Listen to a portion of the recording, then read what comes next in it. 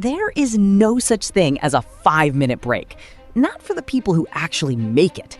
While you're scrolling on the toilet, they're listening to a business podcast at triple speed. They didn't get rich by working harder than you in the office. They got rich by deleting every single second of white space from their entire existence.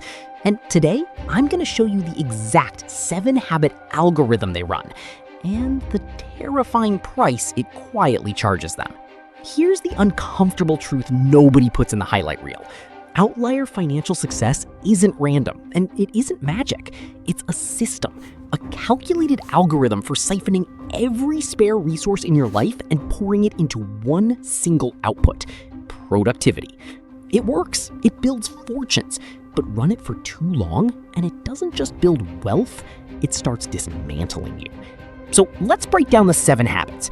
Some of them might sound impressive.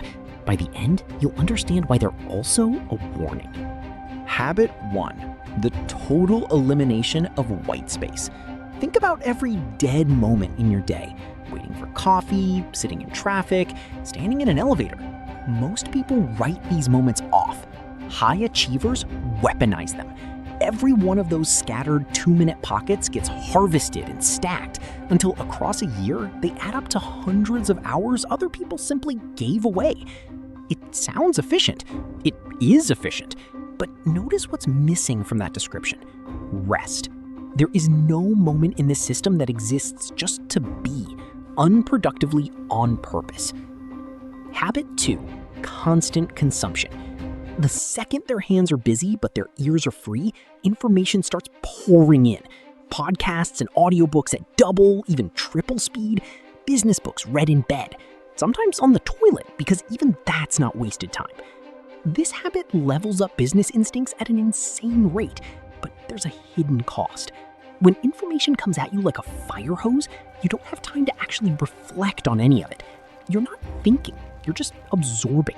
And absorption without reflection is a dangerously shallow kind of learning. Habit 3, the business becomes a background subroutine running in the brain 24/7. In the shower, driving, even sitting across from friends and family at dinner. Part of the mind never actually leaves the office. This constant low-hum obsession is exactly what produces those legendary shower thought breakthroughs, the ideas that seem to appear out of nowhere. But here's the trade-off nobody says out loud. If part of your brain is always at work, no one you love ever gets all of you. Not really. Not even when you're sitting right in front of them. Habit 4, deliberately deprioritizing everything that isn't the mission. The day job, the degree, whatever the main obligation is supposed to be, it gets the bare minimum. Just enough effort to tick the box and stay afloat. Every ounce of remaining mental bandwidth gets redirected to the one thing that actually matters to them. It's a brutal, calculated trade, and it works. Right up until the thing they neglected turns out to matter more than they thought. Habit 5 is the one that should make you uncomfortable. Basic bodily maintenance gets reclassified as a low-yield task.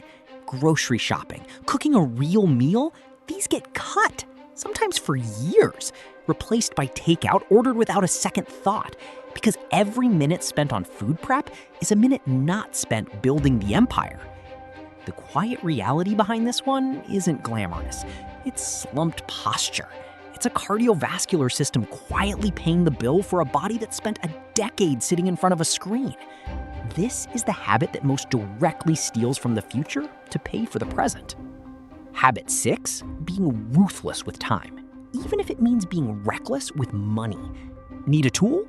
Order it blind. No research, no comparison shopping. If it doesn't work, donate it, toss it, move on. No returns, no regret, no research spiral.